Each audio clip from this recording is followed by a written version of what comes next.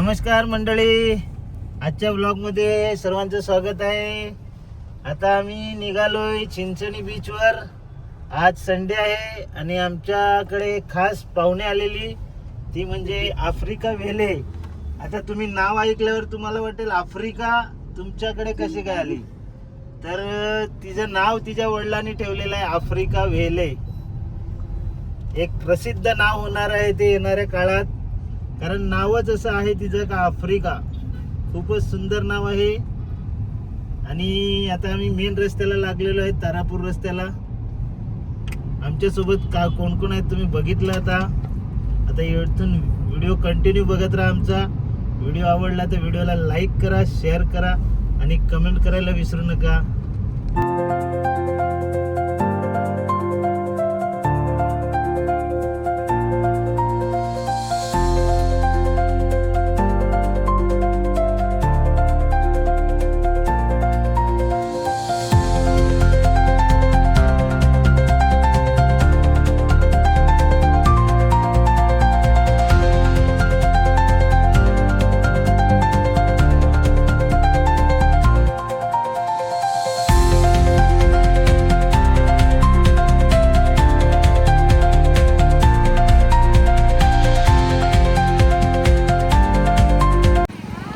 Finally आम्ही चिंचणी बीचवर पोहोचलेलो आहे आणि सगळ्यात महत्त्वाचा नजारा तुम्हाला दाखवतोय, तो म्हणजे सूर्यास्ताचा।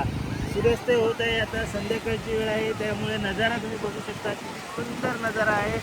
सूर्यकिरणाने जसं काय सोनेरी रूप घेतलेलं आहे हे दिसत आहे आपल्याला पूर्णपणे, खूपच सुंदर असं। आणि त्या पाण्यावरची लहर बघू शकता, त्या किरणांची सोनेरी कलरची जी लाईन दिसते आपल्याला, खूपच सुंदर।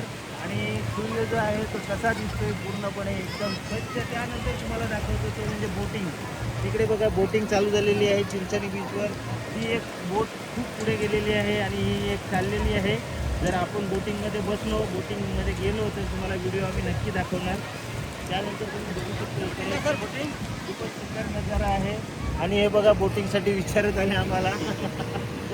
त्यानंतर तर तुम्हाला नजारा दाखवतो आम्ही, तर खूपच सुंदर नजारा। गर्दी बघू शकता, आज रविवार आहे त्यामुळे गर्दी बघू शकता तुम्ही। इकडे आल्यानंतर तुम्हाला घोडागाडी भेटेल, बोटिंग भेटेल, लहान मुलांना खेळण्यासाठी आहे।